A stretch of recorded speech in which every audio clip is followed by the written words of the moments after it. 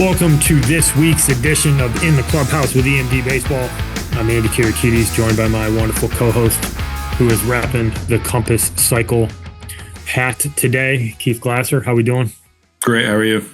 Good. Just supporting small local businesses. No big deal. Support small, support local. Another plug for my sister-in-law's, Compass Cycle Studio. We're in the city. We're on the west side in Greece. Get on out there. Get some butts and bikes. We got yoga too. So for all you yogis out there, get your stretch on. Get on in there. PD Larson's going to be home soon. PD is a big yoga guy. Loves yoga at Compass. So, we got baseball people abound over there, and just it's not just all baseball people. It's everybody. It's a wonderful experience. I was there on Friday. Probably go back again. I love that place. Get your sweat on. Get your stretch on. See you on the west side. See you in Greece. Phenomenal community. If you're not excited about going to Compass, you better check your pulse. Hey, I'm telling you, you're here in Rochester. Get in there. You got to experience it. All right. Well, now that we got the Compass plug, tell Bree we should be expecting our check here soon. Sure.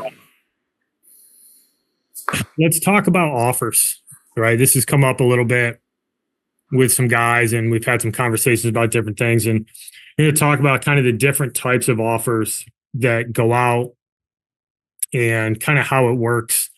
A few things have changed with the new roster limit expected to pass here soon. And I think it's worth walking through the Division I, Division II baseball money model and kind of how that works. And then I think Division III is where people seem to have a lot of questions of like, what is an offer and like, how does that work? And obviously you in particular, having been a head coach at the Division III level, can probably speak pretty good detail on this. So let's kick it off at the Division I side. What do we got here? First and foremost, the easiest one, right, is that you're going to be offered scholarship money. That's a pretty blatant indication of an offer and that they want you, right? So that's the easiest one to kind of parse through. Now, you and I were just talking, pre-show before we came on here and we're recording, but I want to be very clear. Like the rules are still a tad bit murky, but the idea that there's going to be 34 full scholarships available next year, it's not going to happen. What I do think is going to happen is that the roster limit obviously is going to 34. That's concrete. And where I think the differences from years past to now is going to shake out are the guys that were offered the fall or guys that were offered like walk-on tryouts.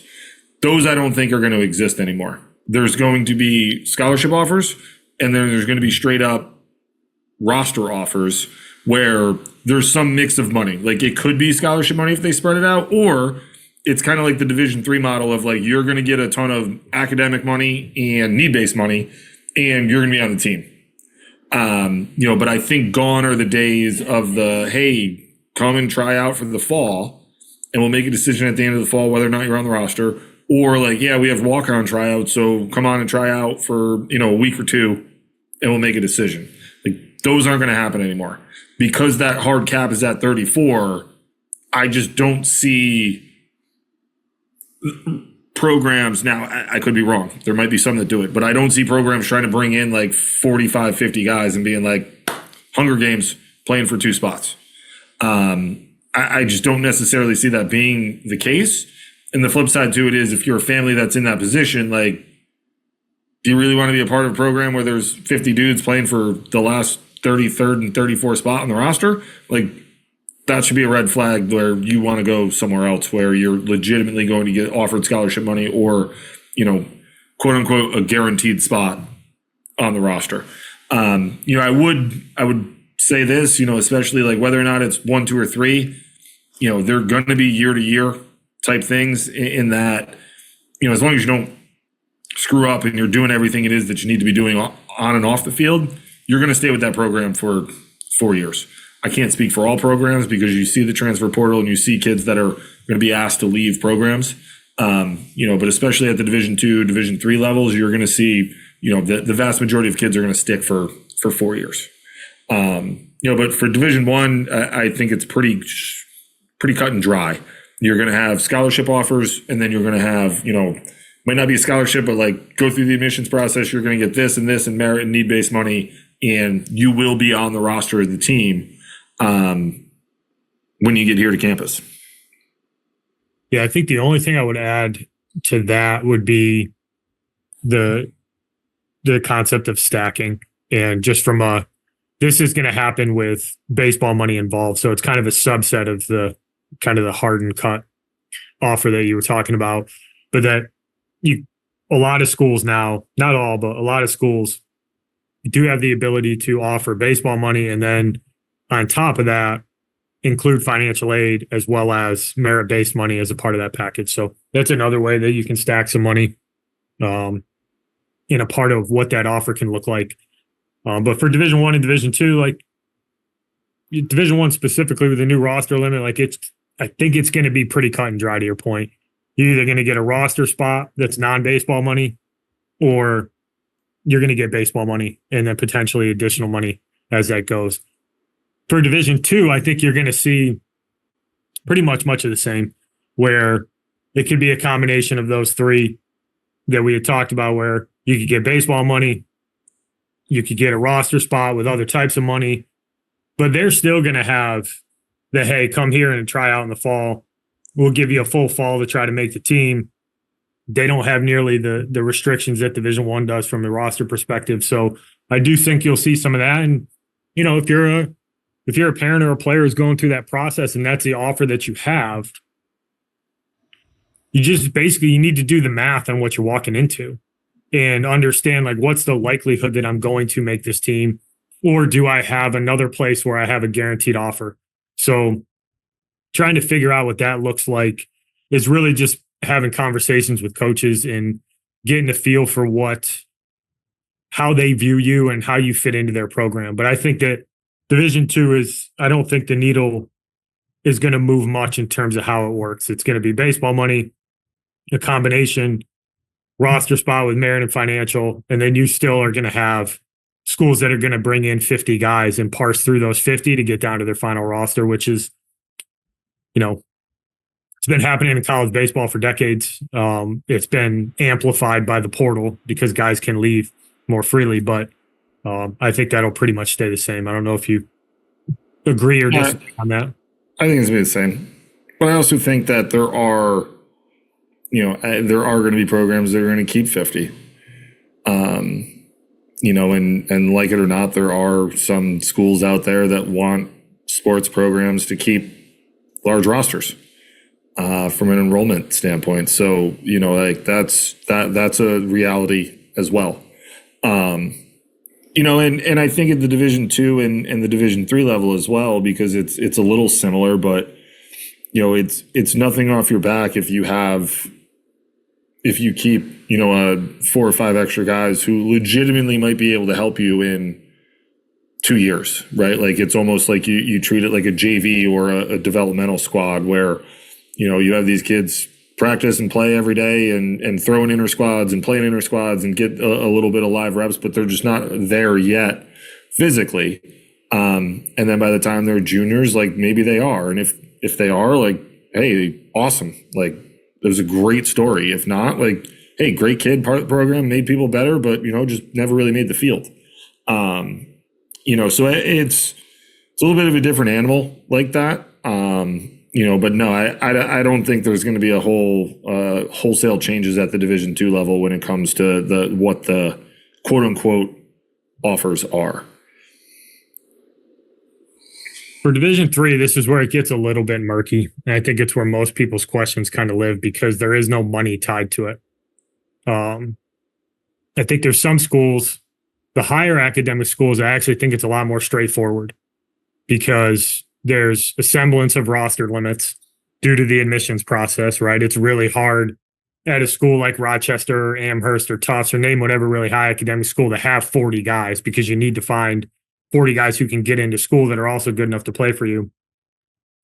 So a lot of times with those high academic schools, you're basically committing to the admissions process. And those coaches are typically going to say, hey, we want you to be a part of this. we have a spot for you on this team. We want you to apply early decision, and your early decision application and committing to that process and your eventual acceptance into that school is essentially your commitment, right? Would you say that's a fair assessment, having worked? That's how we handled it at Vassar, is that we were looking for kids to commit early decision to us. And that was basically us knowing, well, that roster spot's taken care of. We're not going to go get another kid because that met our quota for that specific position that year.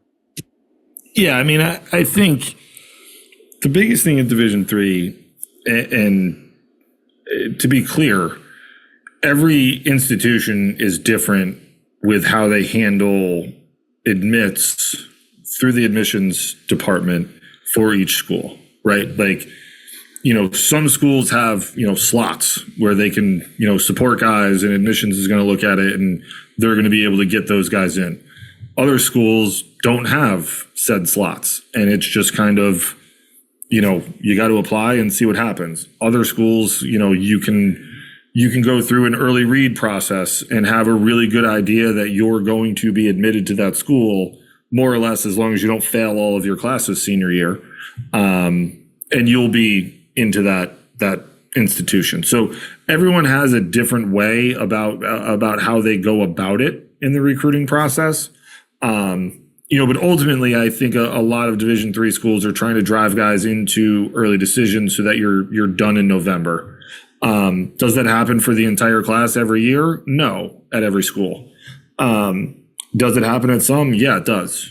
So it really depends program, school. But I think the biggest thing at the Division III level is there is no athletic money available. There is no scholarship money that you're going to get. The only money that is available is the merit scholarship money and the need-based money, which is available to every single student who applies to every single school at the Division III level that you're going to be attending. And I think the biggest thing, and some of the questions that we get in talking to some of the coaches, is that you have, the only offer that you can get is that you're going to be on the roster. And again, usually this is like a year-to-year thing. I would always tell people, I will guarantee you your first year. If, you don't do things off the field or on the field that you should be doing, then we're going to have to revisit that. But I will give you at least 1 year to prove that you should be a part of this program. Now, in saying that, the vast majority of kids who played for me at RPI spent all 4 years, or 5, 6, 7, some of them 7 years. There. There's no real quote unquote offer. And I think nowadays there's some confusion, and this happened with me where I have a family in front of me. I'm like, listen, if you choose to come to RPI, you'll be with us. This is what I think we're going to be able to do from a development standpoint. This is what I think you're going to be able to come in and compete for innings on the mound right away, depending on how you do and how you develop, and how you show up and show out for us will depend on how many innings you get. And you kind of get through it, and it's so is that an offer? Yes. That do I have to explicitly say that I'm offering you a spot on the team? I just told you, if you choose to come here, you will be with us. And I think sometimes it gets a little murky that there's no quote unquote offer. But again, there's nothing to really offer, but I suppose you could offer a roster spot. But on an unlimited roster, are you even really offering anything? You know what I mean? And I think that's where it can get a little convoluted with families. The coaches are looking at this I could have 100 kids on this roster if I wanted to. There's not really an offer. I'm not really off. I don't really have anything to offer. All the money is coming from admissions in the school. All I can kind of tell you is that you're going to be with the program for at least 1 year. So I think that's where it can get a little murky. But I do still think at Division III, you're going to have walk-ons, and you're going to have guys that are going to be told hey, if you can get into school on your own, we will we'll give you the fall to try out for the team and see what happens. And same kind of thing. There are more JV teams at the Division III level than there are at the Division II level. Essentially, you just can't play 40 games between both. But they'll play JUCOs and things like that. We used to have one at RPI. Carl loved it. We used to have, there were all Americans that played on the JV team as freshmen and sophomores. So it's not a bad thing. It's for some guys who need a little bit extra work and development, and it can work out. But some programs do have them, and it's worth asking the question in the recruiting process if it's at the Division III level, if there is one. Yeah, and I mean, at the Division III level, figuring out what the fit is, right? Like your communication with those coaches is going to tell you a lot, right? If they're actively recruiting you and they have that conversation that you were just talking about, they want you there. And it's up to you to make that decision with your family on what you want to do and whether that school's the right fit for you. There are a lot of schools at the Division III level that are going to carry 40 to 50 guys, and they might throw some offers out that are a little more ambiguous, to your point around, hey, if you get into school, or we'll give you the full fall. Like that's a very typical thing where they might not guarantee you something, but if you show up and you're one of the best 45 guys, like they're going to keep you. You're never going to turn down a good player at that level because you just don't have the restrictions. Like, I mean, it happens at every program. Probably, I mean, shoot, every couple of years we would get a kid, even at Vassar with the academic requirements as high as they were, we would get a kid who would email us in April and say, hey, coach, I got in. I'm interested in playing baseball. Like, what are my options? And we would always tell them, like, here's all the stuff. We'll see you September 1st in the first team meeting. And if you're good enough, we'll keep you. It's not the most typical way to go about it, but you have you have a lot more flexibility, and it does happen. I mean, I think that it's an important thing to mention because it does happen. It happens a lot more obviously at the Division III level than it does the other ones. But it is important that if you are going to kind of go that route, to make sure that you're at least communicating with the coaches that this could be a thing that you want to do. What you don't want to do is email them, and this is the God's honest truth. The coaches are going to get annoyed if you email them on like August 15th and you're like, hey, I'm coming to school. I want to try out for baseball. What do I need to do? Because it's not because they're annoyed that you're into school and you're like those things. It's because there's a long process that you're going to have to get cleared medically. You're going to have a physical. There's a lot of boxes that need to be checked that everyone else has already checked. And you're adding more work at the start of the year for somebody that I've never heard from ever in my life. Now, most people will do it because it's like, well, what if? Like, it's that old, like, you can't like go to sleep at night. Like, what if this kid is really good? But it can get to be a little annoying when it's like, 2-3 days before school starts, like, hey, I want to try out for again, this isn't 13th grade. Like, you can't, some programs don't even have tryouts. And, the other part of it is if that's the route you're going to go, if you do legitimately want to try out again, you're going to have to get a physical from your doctor. You're going to have clearance from the training staff. There's a lot of boxes that need to be checked there. And if you're not going to do them in a very condensed time frame, they're just going to be like, yo, you can't try out for a couple different reasons. One, it's showing that you're not capable of following directions and doing this. But the other is again, it's a time suck. I'm spending time on somebody who I've never met before. I don't know how good they are, who just thinks they can walk onto my program. And I have I'm spending more time with this than doing the things that I need to be doing with my team.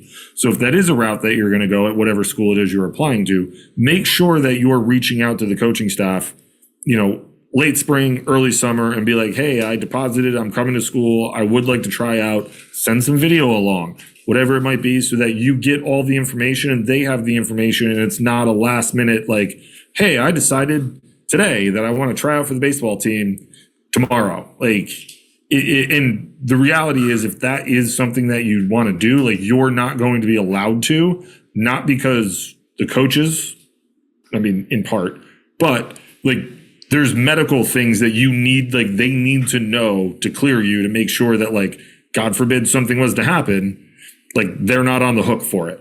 So, especially in baseball, you go out there and you're in an air squad and someone throws 92 miles an hour and it hits you in the head, we can't just have someone out there who, we don't know what might happen. So there's a lot of other things behind the scenes that coaches have to do with all of that stuff. So, to that point, like, yes, that happened to me at RPI. It happened to you guys at Vassar. Like, I know it happens to my wife. It happens to every coach in the country, regardless of what school you're at.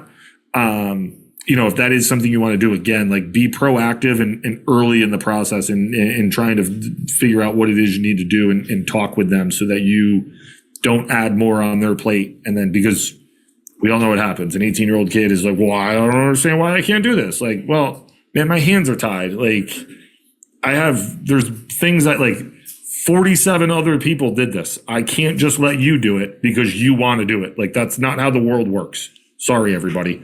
Not how the world works. There's boxes that need to be checked. Things need to be done in order for you to be able to do that. So I'll get off my soapbox on that. But as you can tell, that was something that aggravated me when I was coaching. Like, I just, every year, like, week of school, like, hey, I want to try out for baseball. Like, man, you need a physical from your doctor. Well, I haven't had one and I'm from California. Like, can't help you out. Yeah. We've all been there with the kid shows up to practice and you're like, hey man, you can't practice. What do you mean I can't practice? Well, none of the paperwork you were supposed to fill out for the last 2 weeks is done. Not only that, but like, it's like, like, you spend, think about how, we digress here, everybody. I'm sorry. Think about how maddening it was getting your own team, like your current team that you're with every day, to fill out all the stuff they need to fill out. It's maddening because your trainer's emailing you and texting you like every other day, like, hey, these 5 guys haven't filled out their stuff. And then you have to text them. And then you're like, hey, why haven't you done this? I told you it needed to be done in July. Oh, my bad, class. I'll get it done. And then the next day he's like, yo, these 5 guys still haven't done this. And it's, and again, like, it's medical stuff. It's concussion protocol stuff nowadays. Like, you got to take an actual test on a computer. Like, I mean, I can't tell many guys, like, because they don't read the directions, failed the concussion test without having a concussion because they don't read the directions. So like, it's maddening on that end. And then when you have people that just show up and be like, oh, I just want to do this. Like, yeah, man, like, there's a whole process behind the scenes that you have to go through that, you need to take care of in order to even be medically cleared to set foot on this field.